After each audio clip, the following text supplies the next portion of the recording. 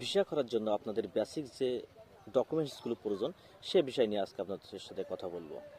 তো সর্বপ্রথম আপনার যেটা লাগবে সেটা হলো ব্যাংক স্টেটমেন্ট, ব্যাংক সলভেন্সি। এটা সবার জন্য সেম।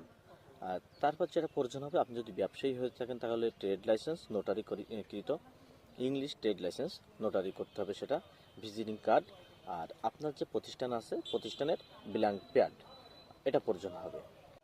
যদি আপনি চাকরিজীবী হয়ে থাকেন সেক্ষেত্রে আপনার জন্য এনওসি এবং ভিজিটিং কার্ড প্রয়োজন হবে। সবার জন্য আরেকটা জিনিস কমন প্রয়োজন হবে, সেটা হলো টিন সার্টিফিকেট। এটা সবার জন্য প্রয়োজন, টিন সার্টিফিকেটটা আপনার লাগবে।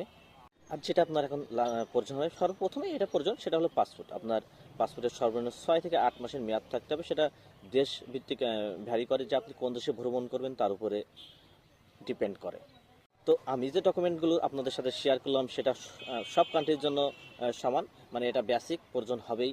আর কিছু কিছু কান্ট্রির জন্য এক্সট্রা কিছু ডকুমেন্ট লাগে, যেমন ইউরোপের জন্য এক্সট্রা কিছু ডকুমেন্ট লাগে, জাপানের জন্য এক্সট্রা কিছু ডকুমেন্ট লাগে।